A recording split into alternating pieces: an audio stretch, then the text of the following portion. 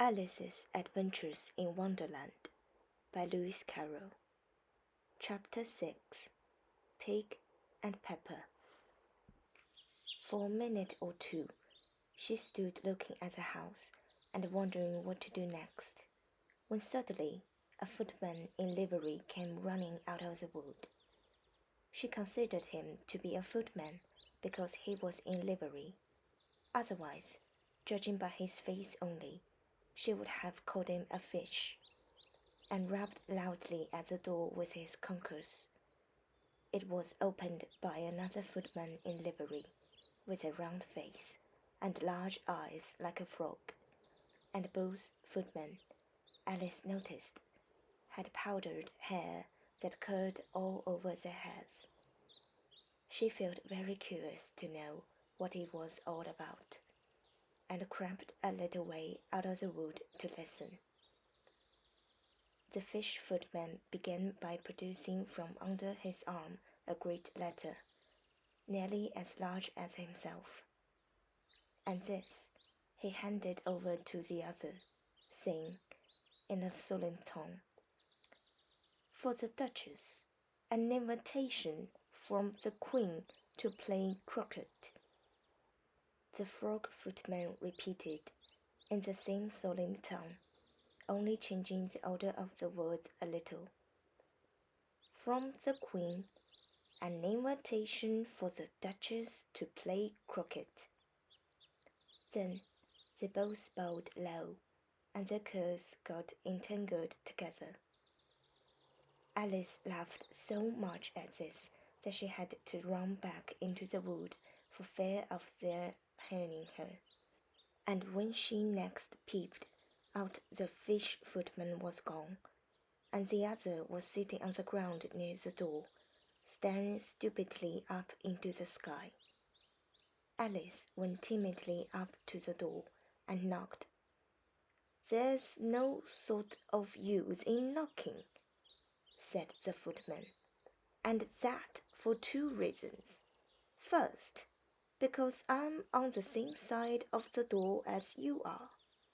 Secondly, because they are making such a noise inside, no one could possibly hear you."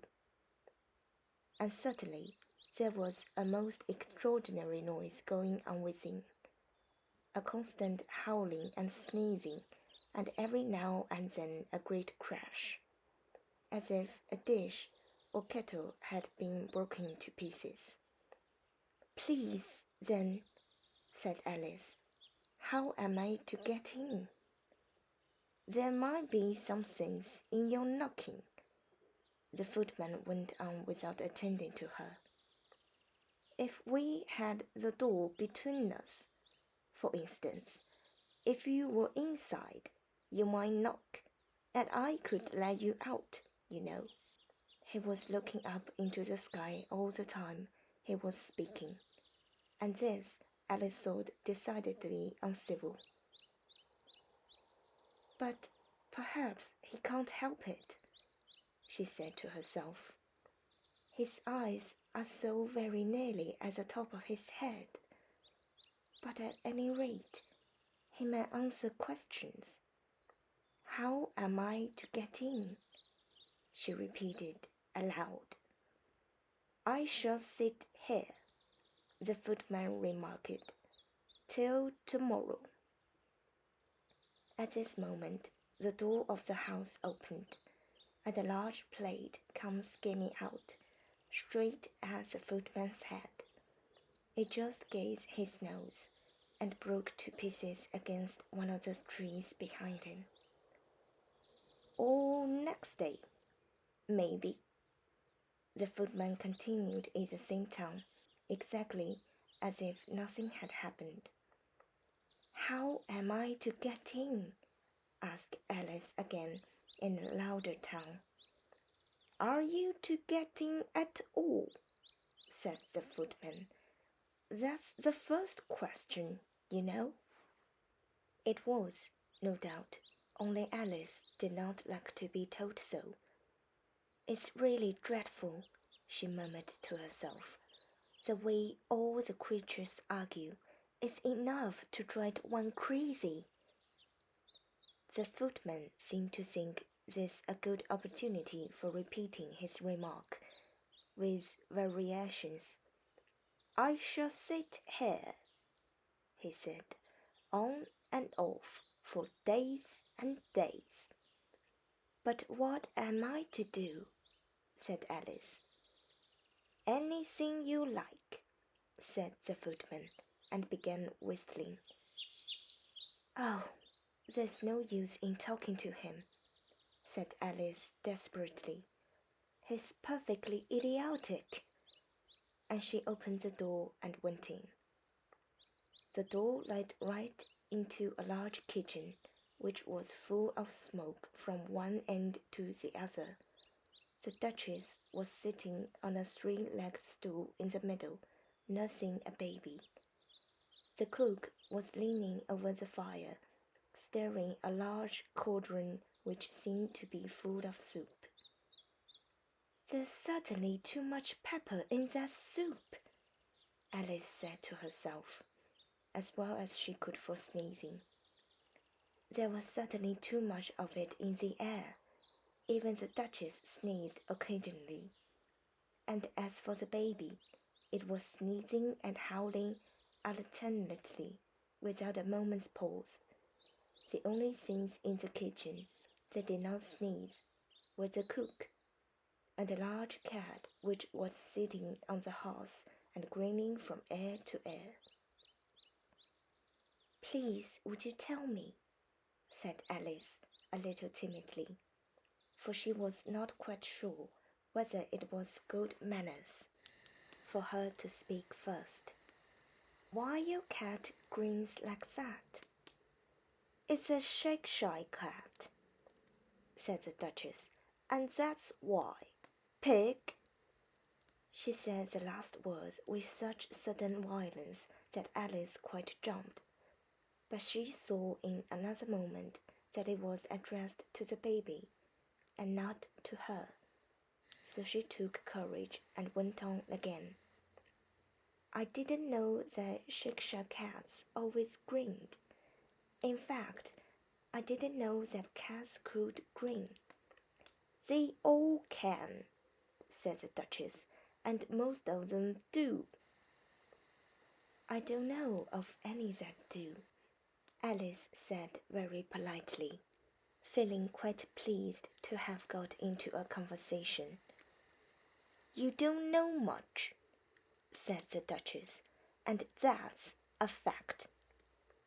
Alice did not at all like the tone of this remark, and thought it would be as well to introduce some other subject of conversation.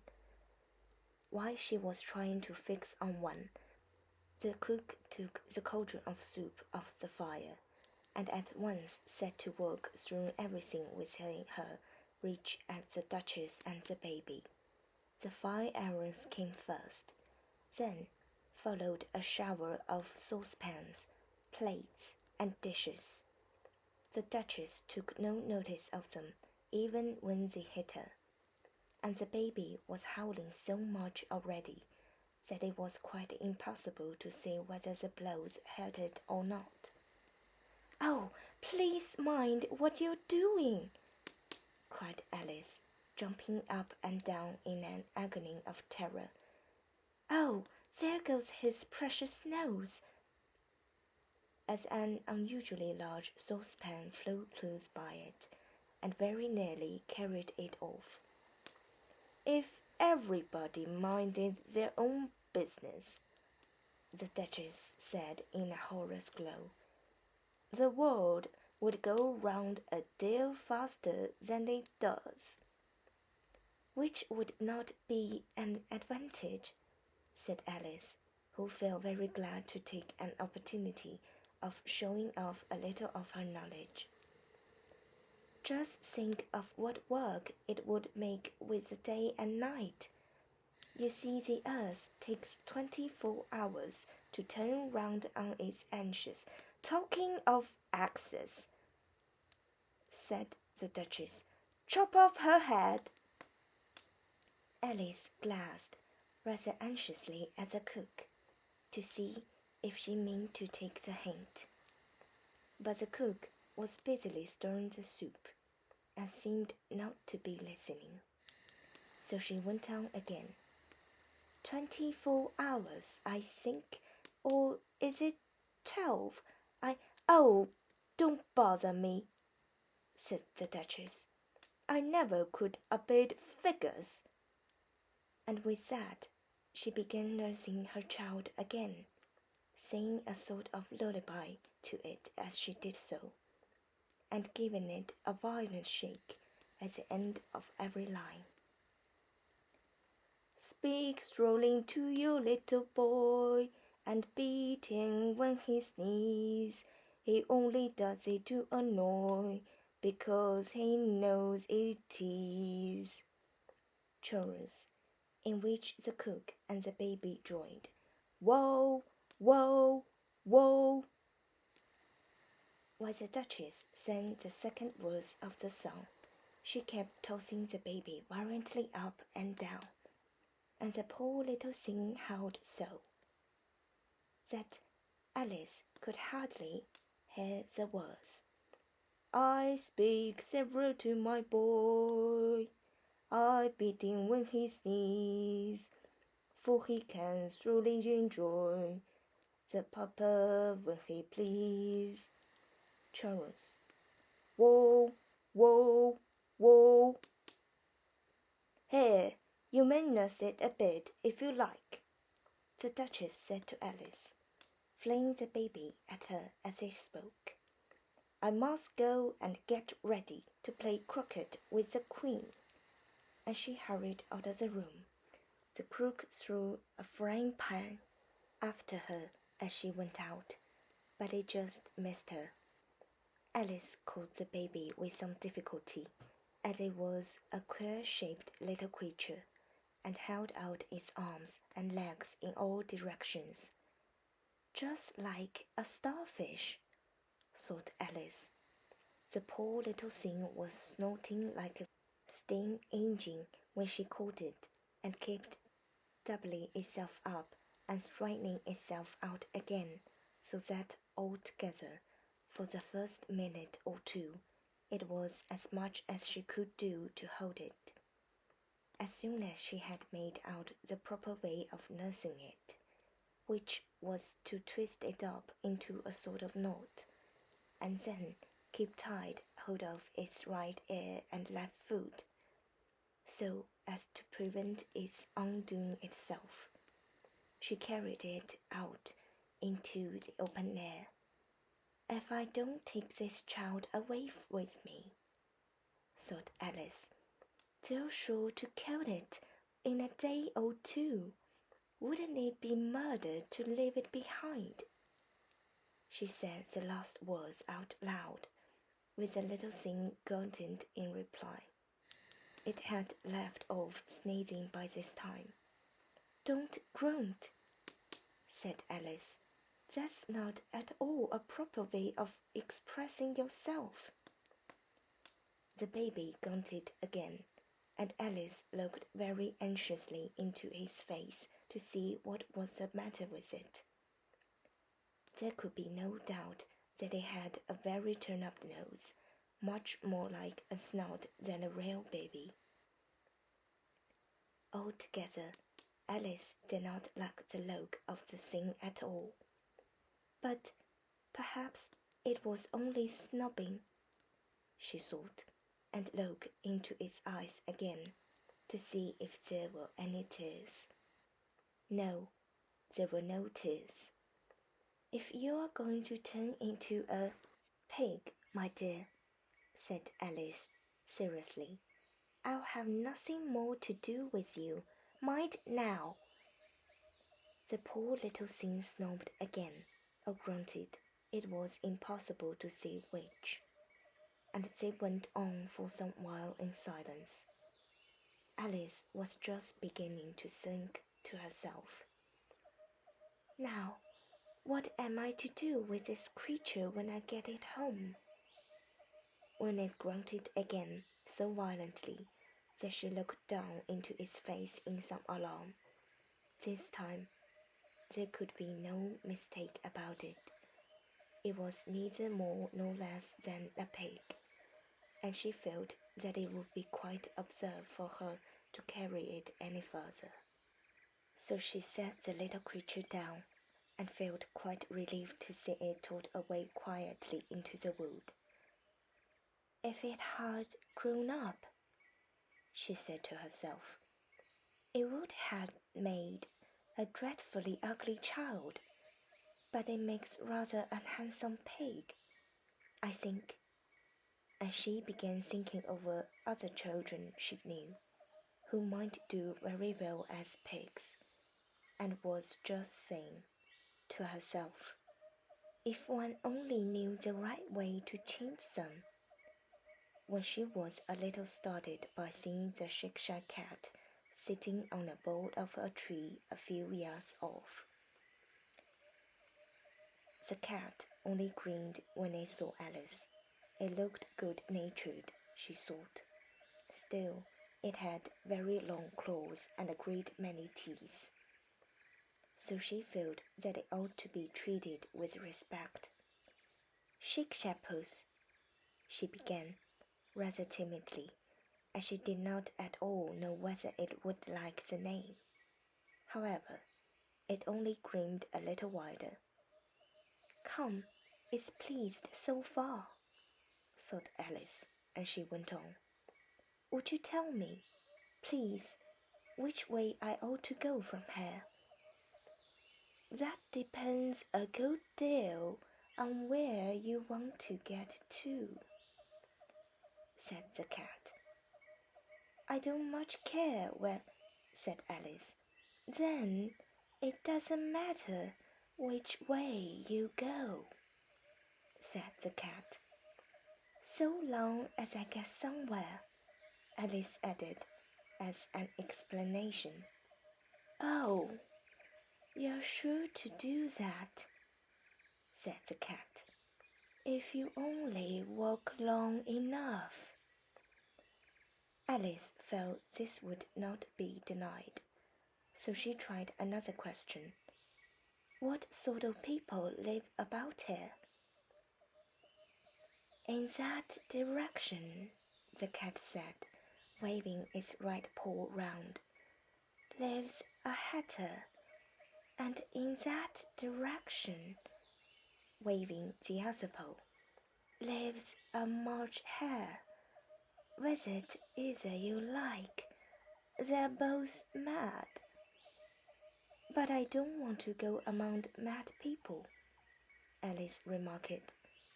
Oh, you can't help that, said the cat. We're all mad here. I'm mad, you're mad. How do you know I'm mad? Said Alice. You must be, said the cat, or you wouldn't have come here. Alice didn't think that proved it at all. However, she went on, and how do you know that you're mad? To begin with, said the cat, a dog's not mad, you grant that? I suppose so, said Alice. Well then, the cat went on, you see, a dog groans when it's angry and wags its tail when it's pleased. Now, I groan when I'm pleased and wag my tail when I'm angry. Therefore, I'm mad. I call it purring, not growling, said Alice. Call it what you like, said the cat. Do you play croquet with the Queen today? I should like it very much, said Alice, but I haven't been invited yet. You'll see me there, said the cat, and vanished. Alice was not much surprised at this. She was getting so used to queer things happening. While she was looking at the place where it had been, it suddenly appeared again. "By the by, what became of the baby?" said the cat. "I'd nearly forgotten to ask." "It turned into a pig," Alice quietly said, just as if it had come back in a natural way. "I thought it would," said the cat, and vanished again. Alice waited a little, half expecting to see it again, but it did not appear, and after a minute or two she walked on in the direction in which the March Hare was said to live. "I've seen hatters before," she said to herself. "The March Hare will be much the most interesting, and perhaps, as this is May, it won't be raving mad. At least, not so mad as it was in March." As she said this, she looked up, and there was the cat again, sitting on a branch of a tree. "Did you say pig or fig?" said the cat. "I said pig," replied Alice, "and I wish you wouldn't keep appearing and vanishing so suddenly. You make one quite giddy."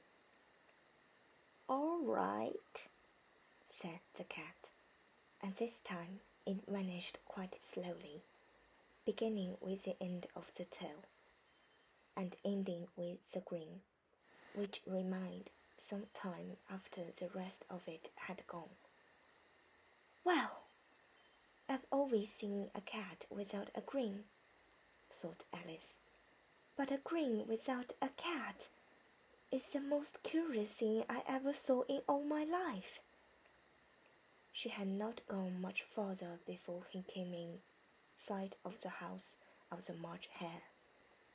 She thought it must be the right house, because the chimney was shaped like ears and the roof was thatched with fur.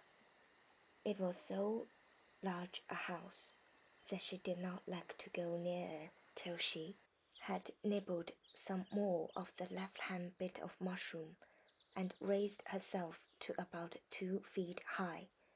Even then, she walked up towards it rather timidly, saying to herself, "Suppose it should be raving mad after all. I almost wish I'd gone to see the hatter instead."